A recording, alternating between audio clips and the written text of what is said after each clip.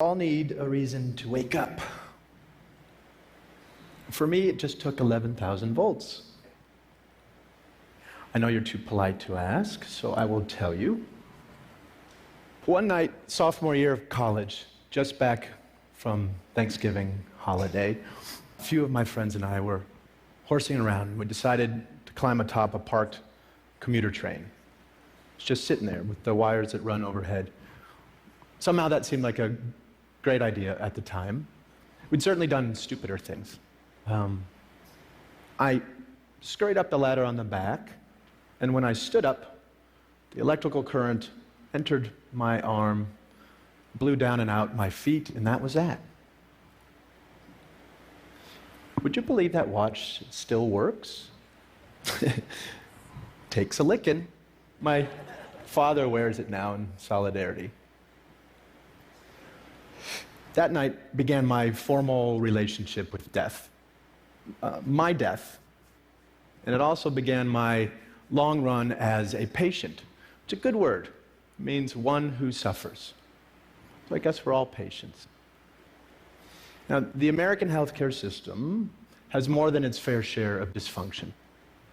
To match its brilliance, to be sure. I'm a physician now, a hospice and palliative medicine doc, so I've seen care from both sides. And believe me, most everyone who goes into healthcare really means well. I mean, truly. But we who work in it are also unwitting agents for a system that too often does not serve. Why? Well, there's actually a pretty easy answer to that question. And it explains a lot. Because healthcare was designed with diseases, not people, at its center. Which is to say, of course, it was badly designed.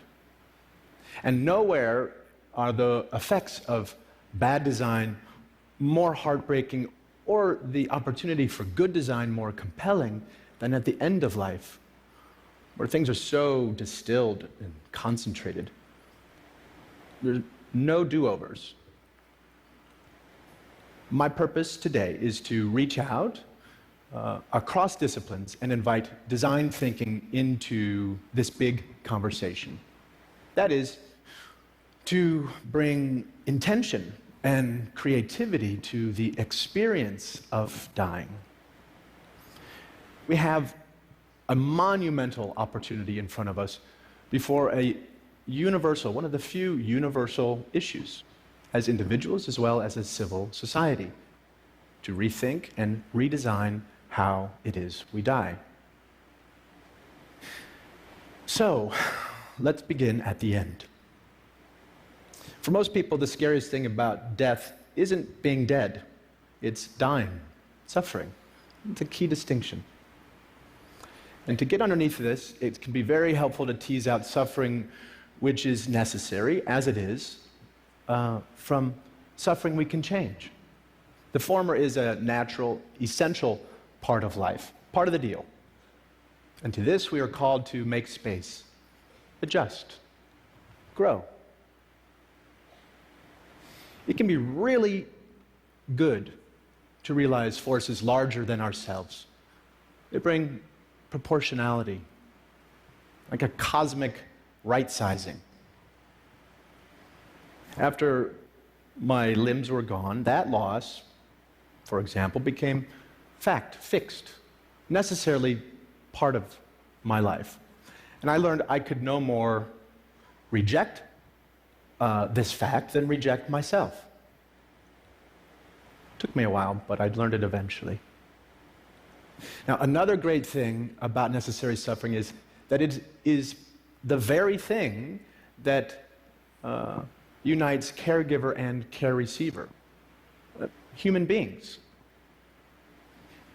This, we are finally realizing, is where healing happens. Yes, compassion. Literally, as we learned yesterday, suffering together. Now, on the systems side, on the other hand, so much of the suffering is unnecessary, invented, serves no good purpose. But the good news is, since this brand of suffering is made up, well, we can change it. how we die is indeed something we can affect. Now, making the system sensitive to this fundamental distinction between necessary and unnecessary suffering gives us our first of 3 design cues for the day. After all, our role as caregivers, as people who care, is to relieve suffering, not add to the pile. True to the tenets of palliative care, I function as something of a reflective advocate as much as a prescribing physician. Quick aside, palliative care, very important field, but poorly understood. While it includes, it is not limited to end-of-life care. It is not limited to hospice. It's simply about comfort and living well at any stage. Okay, so please know that you don't have to be dying anytime soon to benefit from palliative care. Now, let me introduce you to Frank. He sort of makes this point. I've been seeing Frank now for years. He's living with advancing prostate cancer on top of long-standing HIV. We work on his bone pain and his fatigue, but most of the time we spend thinking out loud together about his life, really about our lives. In this way, Frank grieves. In this way, he keeps up with his losses as they roll in, so that he's ready to take in the next moment. Loss is one thing, but regret quite another. So Frank has always been an adventurer. Looks like something out of a Norman Rockwell painting, and no fan of regret. So it wasn't surprising when he came into clinic one day saying he wanted to raft down the Colorado River. Was this a good idea? With all the risks to his safety and his health, some would say no, many did, but he went for it while he still could. And it was a glorious, marvelous trip. Freezing water, blistering dry heat, scorpions, snakes, and wildlife howling off the flaming walls of the Grand Canyon. All the glorious side of the world beyond our control. Now, Frank's decision, while maybe dramatic, is exactly the kind so many of us would make if we only had the support to figure out what is best for ourselves over time. So much of what we're talking about today is a shift in perspective. After my accident, when I went back to college, I changed my major to art history. Studying visual art, I figured I'd learn something about how to see. A really potent lesson for a kid who couldn't change so much of what he was seeing. Perspective, that kind of alchemy we humans get to play with, turning anguish into a flower. Flash forward, now I work at an amazing place in San Francisco called the Zen Hospice Project, where we have a little ritual that helps with this shift in perspective. When one of our residents dies, the mortuary men come, and as we're wheeling the body out through the garden, heading for the gate, we pause. Anyone who wants. Fellow residents, family, nurses, volunteers, the hearse drivers too now. Share a story or a song or silence as we sprinkle the body with flower petals. It takes a few minutes. It's a sweet, simple parting image to usher in grief with warmth rather than repugnance. Contrast that with the typical experience in the hospital setting. Much like this, floodlit room lined with tubes and beeping machines and blinking lights that don't stop even when the patient's life has. Cleaning crew swoops in, the body's whisked away. It feels as though that person had never really existed. Well-intended, of course, in the name of sterility, but hospitals tend to assault our senses. And the most we might hope for within those walls is numbness. Anesthetic. Literally the opposite of aesthetic. I revere hospitals for what they can do. I am alive because of them. But we ask too much of our hospitals. They are places for acute trauma and treatable illness. They're no place to live and die. That's not what they were designed for. Now, mind you, I'm not giving up on the notion that our institutions can become more humane. Beauty can be found anywhere. I spent a few months in a burn unit at St. Barnabas Hospital in Livingston, New Jersey, where I got really great care at every turn, including good palliative care for my pain. And one night, it began to snow outside. I remember my nurses complaining about driving through it. And there was no window in my room, but it was great to just imagine it coming down all sticky. Next day, one of my nurses smuggled in a snowball for me. She brought it into the unit. I cannot tell you the rapture I felt holding that in my hand. And the coldness dripping onto my burning skin, the miracle of it all, the fascination as I watched it melt and turn into water. In that moment, just being any part of this planet in this universe mattered more to me than whether I lived or died. That little snowball packed all the inspiration I needed to both try to live and be okay if I did not. In a hospital, that's a stolen moment. In my work, over the years, I've known many people who were ready to go, ready to die. And not because they had found some final peace or transcendence, but because they were so repulsed by what their lives had become. In a word, cut off or ugly. There are already record numbers of us living with chronic and terminal illness and into ever older age. And we are nowhere near ready or prepared for this silver tsunami. We need an infrastructure dynamic enough to handle these seismic shifts in our population. Now is a time to create something new, something vital. I know we can because we have to. The alternative is just unacceptable. And the key ingredients are known: policy, education and training, systems, bricks and mortar. We have tons of input for designers of all stripes to work with.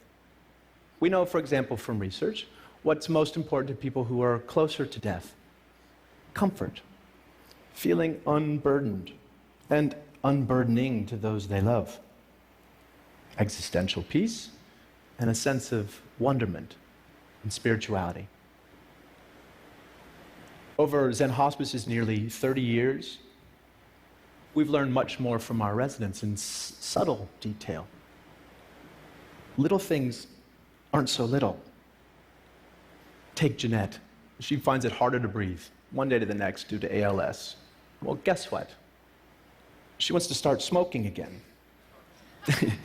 And French cigarettes, if you please. Not out of some self-destructive bent, but to feel her lungs filled while she has them. Priorities change. Or Kate. She just wants to know her dog Austin is lying at the foot of her bed, his cold muzzle against her dry skin. Instead of more chemotherapy coursing through her veins, she's done that. Sensuous, aesthetic gratification, where in a moment, in an instant, we are rewarded for just being. So much of it comes down to loving our time by way of the senses, by way of the body, the very thing doing the living and the dying. Probably the most poignant room in a Zen Hospice guest house is our kitchen, which is a little strange when you realize that so many of our residents can eat very little, if anything at all, but we realize we are providing sustenance on several levels: smell, the symbolic plane. Seriously, with all the heavy-duty stuff happening under our roof, one of the most tried and true interventions we know of is to bake cookies.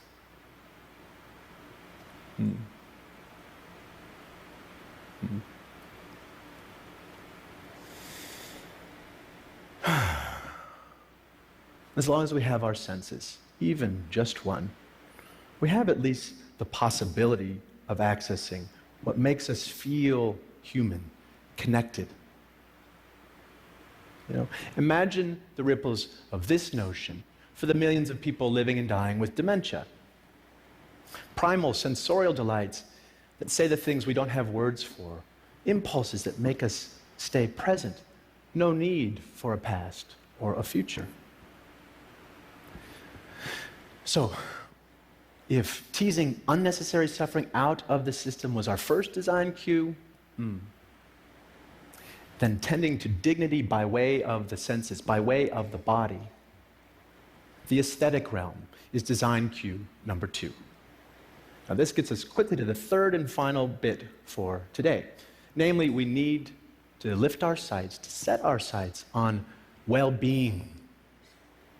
So that life can become, and health care can become about making life more wonderful rather than just less horrible. Beneficence. Here, this gets right at the distinction between a disease-centered and a patient or human-centered model of care. And here is where caring becomes a creative, generative, even playful act. Play may sound like a funny word here, but it's also one of our highest forms of adaptation. Consider every major compulsory effort it takes to be human. The need for food is birth cuisine. The need for shelter has given rise to architecture. The need for cover, fashion. And for being subjected to the clock, well, we invented music. So, since dying is a necessary part of life, what might we create with this fact? By play, I am in no way suggesting that we take a light approach to dying or that we mandate any particular way of dying. There are mountains of sorrow that cannot move, and one way or another, we will all kneel there. Rather, I am asking we make space, physical, psychic room, to allow life to play itself all the way out, so that rather than just getting out of the way, aging and dying can become a process of crescendo through to the end. We can't solve for death. I know some of you are working on this. Meanwhile, we can design towards it. Now, parts of me died early on, and that's something we can all say one way or another. And I got to redesign my life around this fact, and I tell you, it has been a liberation to realize you can always find a shock of beauty or meaning in what life you have left. Like that snowball, lasting for a perfect moment, all the while melting away.